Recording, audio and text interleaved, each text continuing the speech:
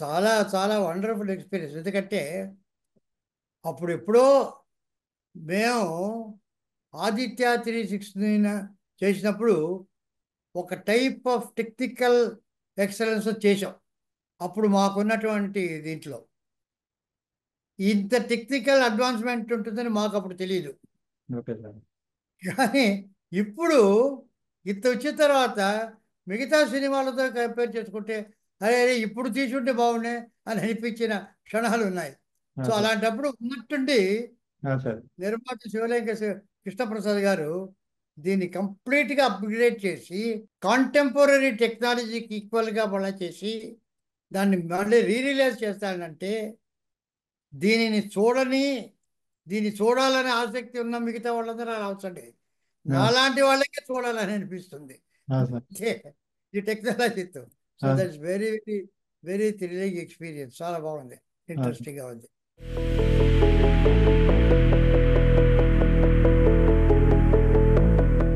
ఇది యాక్చువల్లీ చాలామంది నాకు back to the future inspiration అని అంటారు. అది కాదు. ఎందుకంటే బ్యాక్ టు ద ఫ్యూచర్ నిన్న వచ్చిన స్పిల్బర్గ్ తీసింది. నేను కాలేజ్ డేస్లో హెచ్జి వెల్స్ టైం మెషిన్ చదివాను. Okay sir. టైం మెషిన్ చదివానే ఒక కాలంలో అది వేరే కథ, కానీ time travel science fiction. So ఆ సైన్స్ ఫిక్షన్ కథను తీసినప్పుడు అక్కడ మా కాలేజ్ మేట్స్ అంతా కూడా దాన్ని గురించి డిస్కస్ చేయడం ఇవన్నీ జరిగింది. సో అప్పుడు ఏమైందంటే ఇది ఒక విజువల్ ఫీల్గా అనేది బ్లాక్ అండ్ వైట్లో టైం మెషిన్ సినిమాలు హాలీవుడ్లో చాలా వచ్చాయి అంతకుముందు. టైం ట్రావెల్ యాక్చువల్గా డైరెక్టర్ అయిన తర్వాత ఇది ఒక సబ్జెక్టుగా తీస్తే బాగుంటుంది అని అనుకొని దానికి కొన్ని ఒక లైన్ ఆర్డర్ అది ఇది చేసి రఫ్గా పెట్టుకున్నాను నేను. కంప్లీట్గా పెట్టుకుని ఇది ఎట్లా చేద్దాం, ఎవరితో చేద్దాం అనుకుంటున్న సమయంలో బెంగళూరులో ఎస్పి బాలసుబ్రహ్మణ్యంతో నేను ట్రావెల్ చేస్తుండడం జరిగింది. అది ఇది మాట్లాడుతూ నా దగ్గర ఒక సబ్జెక్ట్ ఉందని ఆయనతో చెప్తాం. ఆయన చాలా ఎక్సైట్ అయ్యాడు. అరే అరే చాలా బాగుంది, ఇది తప్పకుండా మనం చేయాలన్నాడు ఆయన. సో యాక్చువల్గా అది కృష్ణప్రసాద్ గారు తెలుసో తెలీదో, ఆయన ఒక ఇద్దరు ముగ్గురు పెద్ద పెద్ద ప్రొడ్యూసర్కి చెప్పాడు ఇది కథ. చెప్తే ఇదేదో ఫ్యాంటసీగా ఎలా ఉంది, ఇది వాళ్ళకి సైన్స్ ఫిక్షన్ అనే కాన్సెప్ట్ అర్థం కాలే. అదేదో ఉంది, ఇది ఎట్లా అవుతుంది, యమగోళలాగా ఉంటుందా అలాగా అనుకున్నారే కానీ ఎస్పి బాలసుబ్రహ్మణ్యంకి చాలా నమ్మకం. అట్లా కాదండి, ఇది మనమే ఒక సపోర్ట్ చేసి మన గ్రూపులోనే కనుక తీస్తే బాగుంటుంది కృష్ణప్రసాద్ గారు చేయడం. కానీ కృష్ణప్రసాద్ గారి పెక్కి గొప్పతనం ఏమిటంటే అంతంత పెద్దవాళ్ళు ఇదేమిటిని సందేహిస్తున్న సమయంలో ఇందులో ఏదో ఒకటి ఉంది అనేటువంటి ఫీలింగ్ ఆయనకు వచ్చింది. యాక్చువల్గా ఆయనకు కూడా సైన్స్ ఫిక్షన్ అనేటువంటి జానర్ తెలీదు, కానీ ఒక హంచ్ ఇది మామూలు ఫ్యాంటసీ కాదు, మామూలు చరిత్ర కాదు, ఇది ఏదో ఉంది అని చెప్పి ఆయన ఒక గుడ్డి నమ్మకంతో దూకాడు ఇందులో. అంటే ముందు వెనక చూసుకోకుండా, అంటే ఇది మనకి చేయగలమా, చేయడానికి ఎంత ఉంది అని చెప్పి ఏమైనా కూడాను ఎలా చేస్తామో తెలియదు. అంటే స్విమ్మింగ్ ఎలా నేర్చుకొని అని పుస్తకం చదువుతూ స్విమ్మింగ్ నేర్చుకోవడం కాదు, ముందర నీళ్ళలో దూకడం, తర్వాత స్విమ్మింగ్ నేర్చుకోవడం. అలా చేశాడు కృష్ణప్రసాద్ గారు. క్రెడిట్ అంతా కృష్ణప్రసాద్ గారిదే, ఆ గట్ ఫీలింగ్స్ రావడం. సో వాళ్ళు చేసి అది చెప్తే ఆయన చేద్దామన్నారు. అప్పుడు నేను చెప్పాను ఆయనతో, కృష్ణప్రసాద్తో స్టోరీ అతడు. ఇప్పుడు దీనికి క్యాస్టింగ్ ఏమిటంటే నాకు లైన్లోనే నాకు ఆల్రెడీ స్క్రిప్ట్ ఒకటి ఉంది. ఒక ఈరోజు కాలం, ఒక సైంటిస్టు ఒక టైం ట్రావెల్ మెషిన్ కనిపెడతాడు, అందులో బ్యాక్ వెళ్తారు. టైం ట్రావెల్ అనేది కదా, బ్యాక్ వెళ్తారు, ఫ్యూచర్కి వెళ్తారు. బ్యాక్ వెళ్తే చరిత్రకు సంబంధించి మనకు తెలిసిందిగా ఉండాలి, లేకపోతే మరి పురాణాల్లోకి త్రేతాయుగంలోకి వెళ్ళడం కాదు, మహాభారతంలోకి. అది నాకు మైండ్లో రాలేదు. నాకంటే నాకు మొట్టమొదట మైండ్లో వచ్చింది ఏంటంటే ఇండియన్ ఇండిపెండెన్స్ డే రోజు వెళ్ళాలని. గాంధీ గారు అదే అది జెండా ఎగరేయడం, అంతకుముందు గాంధీ గారిని షూట్ చేయడం అక్కడ. కానీ అది ఇన్సిడెంట్ చేస్తాం, ఒక డాక్యుమెంటరీలాగా అక్కడికి వెళ్ళి ఉంటాడు. ఇందులో ఏమి ఇన్వాల్వ్ అవుతాడు హీరో? కథలో ఇన్వాల్వ్ కాడు వాటిల్లో, ఎక్కడికి వెళ్ళినా. అలా చూస్తే నాకు రెండే రెండు చరిత్రకు సంబంధించిన ఘట్టాలు దొరికాయి ఎంటర్టైనింగ్గా. ఒకటి రాయలవారు భువన విజయం, రెండవది అక్బర్. అక్బర్ కాలంలో బీర్బల్, తాన్సేన్, అనార్కలి, సలీం వీళ్ళందరూ ఉన్నారు. కృష్ణదేవరాయల కాలంలో తిమ్మరుసు, తెనాలి రామకృష్ణుడు, అష్టదిగ్గజాలు, వీటి కథలు మనకు ఫోక్లోర్సు అవన్నీ ఉన్నాయి. కాకపోతే ఆ అక్బరు బీర్బలు అవి ఆల్రెడీ చేశారు వాళ్ళు, నాకు అంత నచ్చలే. ఇందులో కనుక అయితే తెనాలి రామకృష్ణ ఉన్నాడు, అవి బ్యాక్ వెళ్ళి అవన్నీ చేయొచ్చు అనేటువంటి ఒక ఐడియా వచ్చింది. పైగా ఆల్రెడీ రామారావు గారు శ్రీకృష్ణదేవరాయల పాత్ర వేశాడు. తిమ్మరుసు నేను పనిచేసా, నేను స్క్రిప్ట్ కూడా ఒక వర్షన్ రాశా పింగళి నాగేంద్రరావు గారికి. ఆ రోజుల్లో నాగేంద్రరావు గారు నా చేత ఒక్కొక్క స్క్రిప్ట్ ఫస్ట్ వర్షన్ రాయించేవారు. సో తిమ్మరుసు స్క్రిప్ట్లో నేను బాగా ఇన్వాల్వ్ అయ్యాను. కృష్ణదేవరాయల పాత్ర నాకు చాలా ఇష్టం, అది ఎన్నుకున్నాం, అది చేసాం. సో అది ఎవరు వెయ్యాలి అనుకున్నప్పుడు అప్పుడు ఒకే ఒక వ్యక్తి అలాగ రాణించాలంటే ఆ రోజు రామారావు గారు వేసిన పాత్ర మళ్ళీ ఈ రోజుకి బాలకృష్ణ గారు వేస్తేనే సరే అని చెప్పి వారిని సంప్రదించడం, అక్కడి నుంచి ఆయనకి చెప్పడం, చెప్పిన మరుక్షణం బ్రహ్మాండమైన ఫీల్ అయ్యారు ఆయన. ఇమ్మీడియట్గా సూపర్ బో చేసేద్దాం. ఆయనే కొన్ని కిరీటం ఎలా ఉండాలి, అది ఎలా ఉండాలి, ఈ రకంగా ఉండాలి, నాన్నగారు ఎలా చేశారు, ఇవన్నీ టకటకటక ఆయన దగ్గర నుంచి వెంటనే ఒక ప్రవాహంలాగా ఒక స్పాంటేనియస్ వచ్చింది. మనం ఎలా చేయాలని డిగ్నిఫైడ్గా ఆయన చెప్పి ఆయన ఇన్వాల్వ్ అయిపోయాడు. అప్పటి స్కెచెస్ గిచ్చెస్ ఎట్లా ఉండాలి అని చాలా మాట్లాడాడు.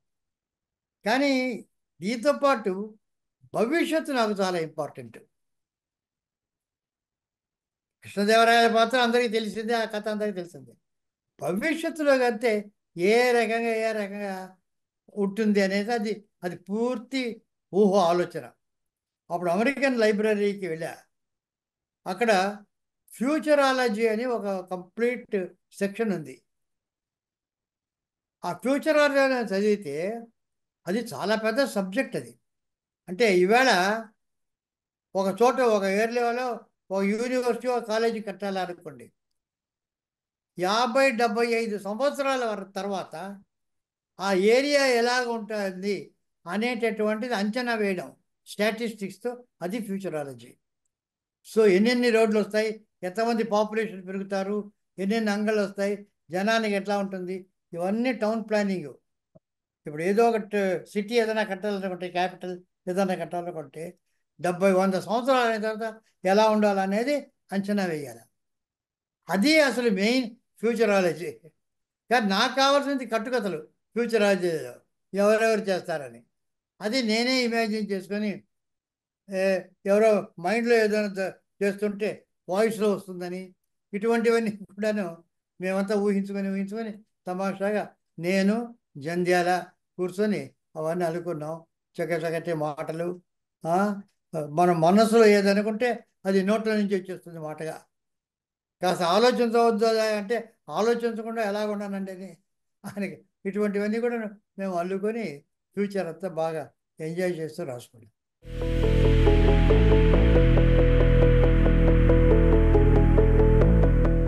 ఇది స్క్రిప్ట్, ఇది బేసిక్గా లైన్ అంతా అనుకున్నదే.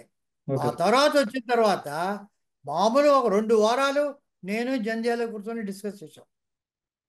శివలింగ ప్రసాద్ గారు అప్పుడు కంప్లీట్గా ఆయన ఇన్వాల్వ్ అయ్యాడు, చూస్తూ ఉండేవాడు. కానీ ఎసెన్షియల్గా నాకు తెలిసి మా ఇంట్లో చాలా సిట్టింగ్స్ జరిగాయి.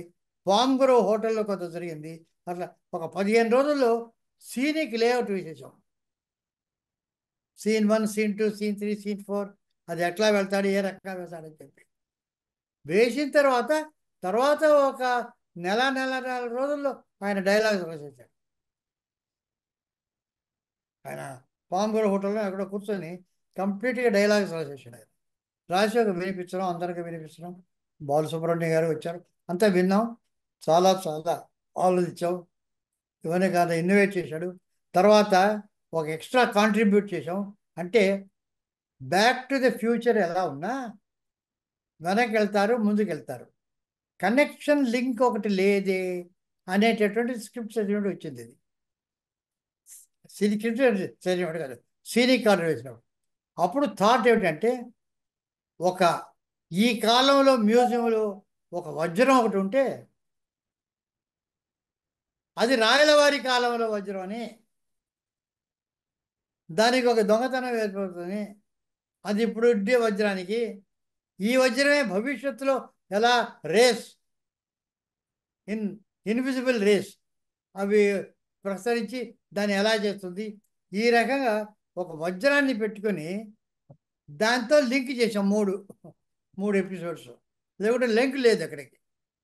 సో ఇది భవిష్యత్తు, వర్తమానం, తర్వాత పాత కాలం, భూతకాలం, భవిష్యత్, వర్తమాన కాలాలు అలా చేసాం. ఆ వజ్రం ఒకటి యాడ్ అయింది, దాంతో ఆయన స్క్రిప్ట్ రాసేసాడు.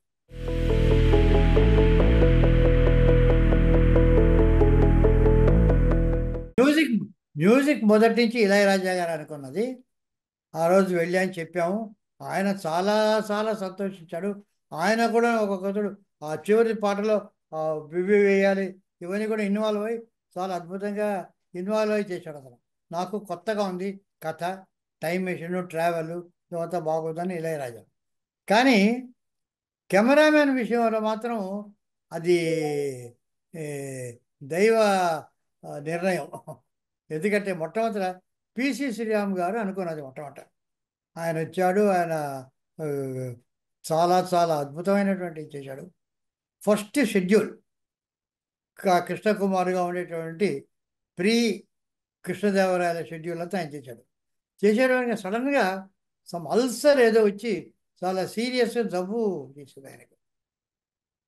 సో అతను చేయలేకపోయాడు. వాళ్ళ మదరు అసలు ఎవరిని, మేము ఊరికి చూడడానికి వెళ్ళాలన్నా ఆవిడ అలౌ చేయలేదు మమ్మల్ని, ఎందుకంటే మళ్ళా షూటింగ్కి పిలుస్తారేమో మమ్మల్ని. అతన్ని రెస్ట్ తీసుకుంటున్నాడు, అతను రాడు, ఎక్కడ మేము పిలవడానికి వెళ్ళామా, మేము చూడమంటే వద్దు అనేసింది. మేము చూడలేదు. స్పీచ్ చెప్పాడు పాపం, నేను రాలేను, ఎవరైనా పెట్టుకోండి. సో కరెక్ట్గా అదంతా పిసి శ్రీరామ్ చేయడు. అక్కడి నుంచి ఒక 2 మాసాలు రాయలవారి సెట్టు, ఆ హాలు అవన్నీ చేయాలి. దానికి అలాట్ చేసాం కృష్ణదేవరాయలకి. కరెక్ట్గా అదృష్టవశాత్తు విఎస్ఆర్ స్వామి గారు ఆ డేట్స్ ఆయన ఖాళీ. అంతకుముందు ఏదో పిక్చర్ అయింది, నెక్స్ట్ పిక్చర్ ఎప్పుడో స్టార్ట్ అవుతుంది. కరెక్ట్గా 2 మాసాలు వెంటనే ఒప్పుకున్నాడు. అవంతా విఎస్ఆర్ స్వామి గారు చేశారు టోటల్గా అక్కడ. అదే. సో ఆ లైటింగ్ కూడా ఆ కాలపు విఎస్ఆర్ స్వామి గారు చేసిన పద్ధతిలో, ఇది పిసి శ్రీరామ్ చేసే పద్ధతిలో వచ్చింది. కానీ విఎస్ఆర్ స్వామి గారి కాగానే ఆయన అక్కడికి వెళ్ళాల్సి వచ్చింది, కాల్షీట్స్ అయిపోయింది. సో అప్పుడు కబీర్లాల్ ఆల్రెడీ కొన్ని ట్రిక్స్ అవి చేశాడు కనుక భవిష్యత్ అంతా కబీర్లాల్ చేశాడు. సో ఇది ప్యూర్లీ దైవ నిర్ణయం, అది అదృష్టం మాది కాదు.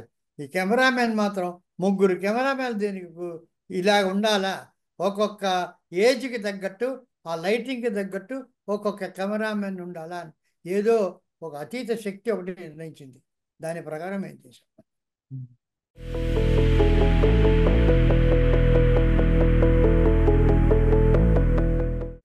పేకెట్ గారు మొదటి నుంచి ఆర్ట్ డైరెక్టర్, ఎందుకంటే రాయలవారు ఆ సెట్టు అదంతా చేయడానికి, టైం మెషిన్ డిజైన్ చేయడానికి స్కెచెస్ వేసుకుందాం ముందర. నేనేమంటే రియల్ టైం మెషిన్, మామూలుగా డమ్మీ చేసేసి ఏదో చేయడం, ఆ రోజు ట్రిక్స్ లేవు, రియల్గా చేయాలని. మొక్కితే ఆ స్టెప్స్ అంతా రావాలా, లోపల గ్లాస్. అతను ముందర స్కెచెస్ వేసి, స్కెచెస్ మీద డిస్కస్ చేసి, తర్వాత చిన్న టైం మెషిన్ మోడల్ చేశారు అతను, గ్లాస్ అంతా పెట్టి. చిన్న సైజు చేసి దాంట్లో మార్పులు అక్కడే దొక్కితే అవన్నీ చేశాడు కష్టపడి చేసి అది దాని మీద డిస్కస్ చేసి తర్వాత సెట్లో పెద్ద సెట్ లోపల వెళ్ళేటట్టుగా కావాలన్నాను నేను. అలాగే చేశాడు. నొక్కితే అంత స్టెప్స్ వస్తుంది, లోపల వెళ్తాడు, కుర్చీలు, గ్లాసు, టీను అన్నది వీళ్ళందరూ రావడము. సో అదంతా టైం మెషిన్ తిరగడము. మోటార్ దానికి ఒక మెషిన్ పెట్టి అది తిరుగుతుంటే వాళ్ళందరూ బయటికి పడడం, స్మోక్ దానికంతా గ్యాస్ నుంచి స్మోక్ వెళ్ళడం, ఇవన్నీ కూడా అతను తయారు చేశాడు ఆన్ ద సెట్. అందుకనే అంత రియల్గా ఉంటుంది. అవన్నీ గ్రాఫిక్స్ కావు. స్మోక్లో నుంచి గ్రాఫిక్స్లో వచ్చే వచ్చిన స్మోక్ కాదు, అది రియల్ స్మోక్. దగ్గ దగ్గ దగ్గ దగ్గ అని వస్తుంటే అది నిజంగా తిరుగుతుంటే అవన్నీ అది తిరుగుతున్నప్పుడు వాళ్ళు వెళ్తుంటే రియల్. అందుకని జనానికి అంత పర్సనల్ ఫీలింగ్. నేను ఎంత గ్రాఫిక్స్ చేసినా తెలిసిపోతుంటుంది ఇది గ్రాఫిక్స్ అని. ఆ రియల్ కనుక అంత ఆకట్టుకుంది జనాన్ని.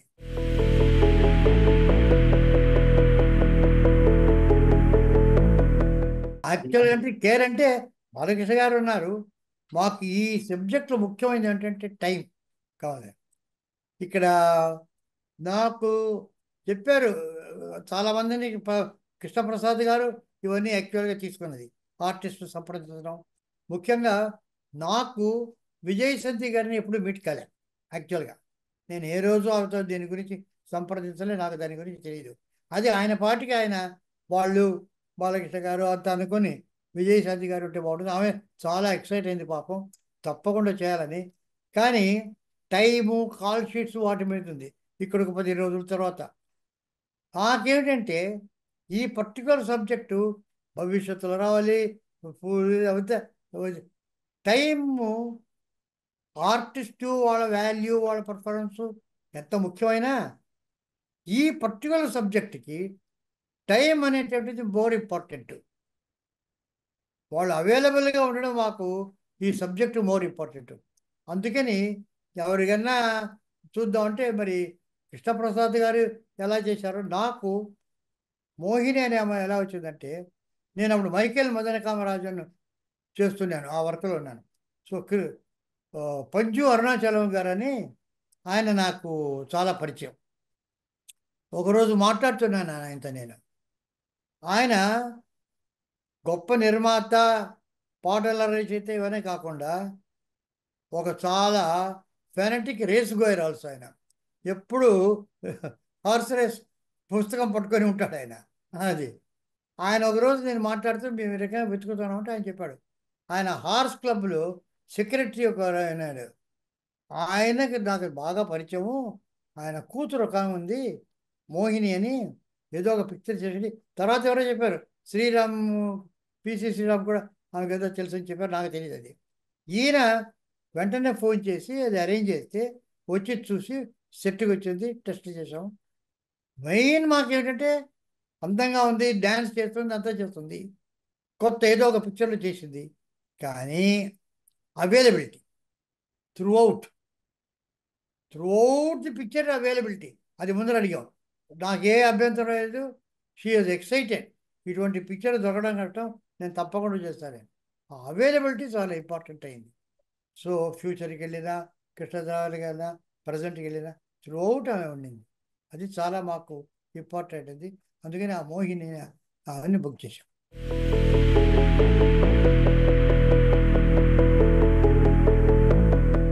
అమరీష్ పూరి ఏంటంటే మాకు ఒక రకమైనటువంటి పెక్యూలియర్ ఫోక్లోరిష్ విలన్ ఒకడు కావాలి. అందులో మిస్టర్ ఇండియా అటువంటి మొగ్గాంబో అని ఇవన్నీ చేస్తూ, అంటే పిల్లలకు జనరల్గా అది వాళ్ళు ఎంజాయ్ చేస్తూ అలాంటి ఒక విలను, రెగ్యులర్గా చాలా భయపడే విలన్ కాదు, అతను చూస్తే ఒక ఎంటర్టైన్మెంట్ వచ్చే విలను. అది నాకు అమరీష్ పూరిలో కనిపించింది. అతన్ని పిలిపించి అదే, అందుకనే అతను వచ్చినప్పుడల్లా వాయిలెన్స్ వాయించడం, అతనికి ఒక పెక్యూలియర్ అన్ని రకరకాల క్యూరియస్ పెట్టడం, ఇటువంటివన్నీ కూడాను. గన్ ఎత్తినప్పుడు అందరూ వాయిలెన్స్ వాయిస్తుంటారు, ఏదేదో క్యూరియస్ అవన్నీ వజ్రాలు ఎక్కడున్నా, ఒక తంబూర ఉన్నా, ఒక వీణ ఉన్నా సేకరించడం, ఇటువంటి ఫన్నీ లుక్ ఉండింది. సో అమరీష్ పూరి గారు ఎంజాయబుల్.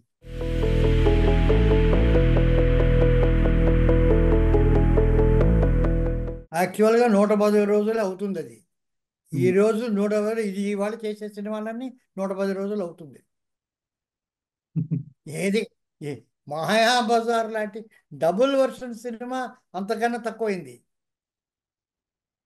ఇదేమిటి, ఒకే వాళ్ళు ఏమిటి, కృష్ణుడు, రంగారావు, నాగేశ్వరరావు, సావిత్రి తప్ప, అక్కడ వేరే బలరాముడు, ఇక్కడ వేరే రాముడు, అక్కడ వేరే ఛాయాదేవి, ఇక్కడ వేరే, అంతవే డబుల్ వర్షన్.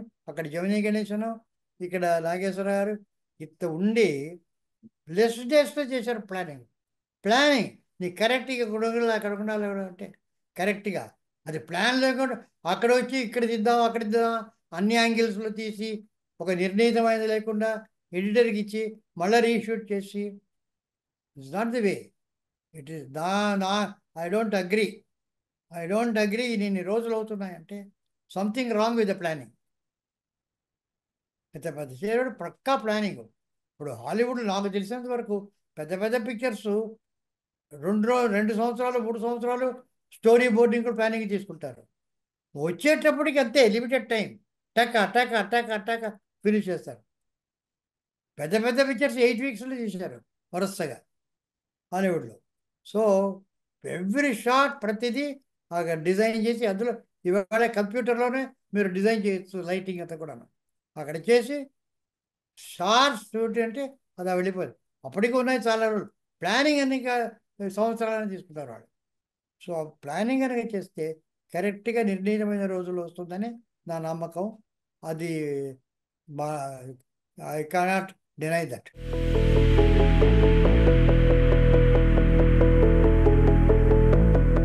కృష్ణదేవరాయలు అనుకున్న తర్వాత ఒక బాలకృష్ణ గారు తప్ప ఇంకే లేదు. కృష్ణదేవరాయలు అనుకున్న తర్వాత వెంటనే ఆయన, ఎందుకంటే వాళ్ళ నాన్నగారు చేశారు, వాళ్ళు చేశారు బాగా. కృష్ణ ఇంకెవరు ఉన్నారు ఇప్పుడు ఆలోచించిన ఇవాళ కూడా నాకు దొరకడం లేదు. So that is the thing. Balakrishna గారికి వెళ్ళడం, ఒకసారి అపాయింట్మెంట్ ఫిక్స్ చేయడం, రాయడం.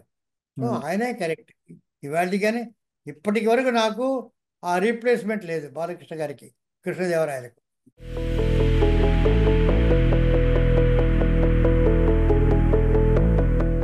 నా వరకు నేను ఆదిత్య, నాకేమిటంటే టైం మెషిన్ అంటే అనేది టైం థియరీ ఆఫ్ రిలేటివిటీ, లైట్తో సంబంధించిన ఆ లైట్ స్పీడ్ ఉంటుంది.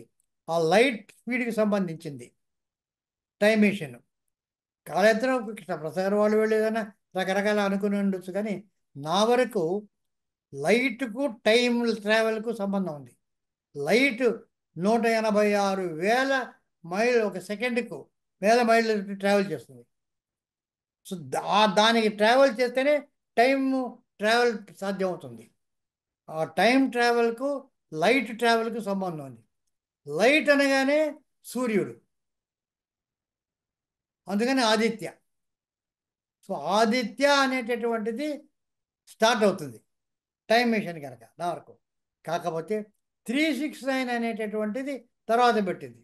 అది ఏ రకంగా ఉంది, 333 ఏదో ఇప్పుడు. ఎందుకంటే పుట్టి ఆదిత్య అంటే అది ఒక హీరో నేమ్ కావచ్చు, ఒక మెషిన్ టైం మెషిన్కి పేరు పెట్టాలి అంతే. సో అప్పుడు నాకు ఇది బోయింగ్ జ్ఞాపకం ఉంది. బోయింగ్ అంటే సరిపోతుంది కాదు, బోయింగ్ 737 అని పెడతారు. ఈ 737 ఏమిటి, అది వచ్చినప్పుడే మనకు ఒక ఎయిర్ క్రాఫ్ట్ అని ఒక ఫీలింగ్ వస్తుంది. లేకపోతే మామూలుగా బోయింగ్ ఏదో కంపెనీ. సో ఏదైనా వస్తే ఆ అటాచ్మెంట్ వచ్చినప్పుడే మీకు నంబర్ ప్లేట్ వచ్చినప్పుడే దానికి వస్తుంది. సో 369 అని 35 రకరకాలుగా 9, మొత్తం మీద 369 ఉంటే బాగుంటుంది. న్యూమరాలికల్గా 9 బాగుంటుంది.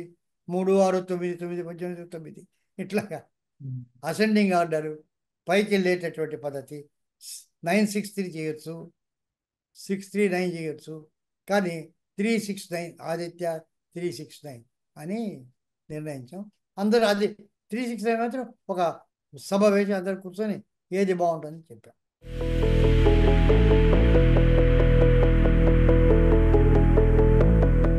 అంటే బాగా ఆడిందంటే అవును.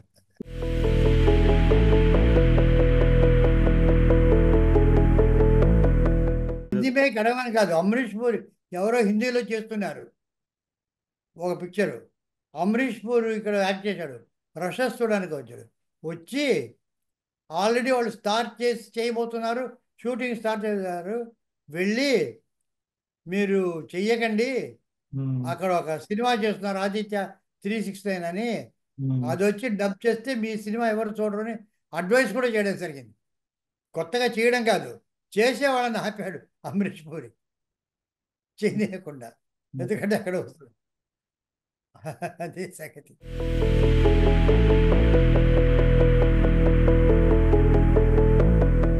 అది అంటే పాపం మేము స్క్రిప్ట్ చేసి బాలకృష్ణ గారికి చాలా చాలా ఎంతూజియాజం, ఏ రోజైనా ఇది చేసి తీరాలి. సో ఆ రకంగా మేము చేసాం. నేను ఒక లైక్ చెప్పి కంప్లీట్గా స్క్రిప్ట్ కూడా రాశాను, టోటల్గా స్క్రిప్ట్ తయారు చేశాను కంప్లీట్గా. ఆయన చాలా ఎక్సైటెడ్ ఇవాళ కూడా. అది ఆయన్ని మొట్టమొదటి వాళ్ళ అబ్బాయిని ఇంట్రడ్యూస్ ఫిలింగా అనుకున్నారు కూడా, నేను ఎలాగైనా చేయాలని చెప్పి అనౌన్స్ కూడా చేసి అంతా చేశారు, డిస్కస్ చేశాము. కానీ ఆయనకి ఇంకా ఉంది, ఎప్పుడన్నా ఉన్నప్పుడు ఏ రోజైనా అది మనం చేద్దాం అని అంటున్నారు. సరే ఎప్పుడు అవుతుందో అది దైవ నిర్ణయం.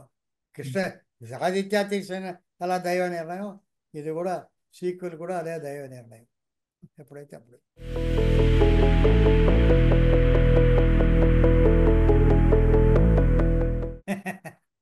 ఇప్పుడు నాకు నిజంగా చెప్పాలంటే 93 ఏళ్ళు దాటి ఉన్న సమయంలో నేను జీవితంలో నేర్చుకున్నది ఏమిటంటే, మొన్నటికన్నా నిన్న గొప్పది, నిన్నటికన్నా ఇవాళ గొప్పది.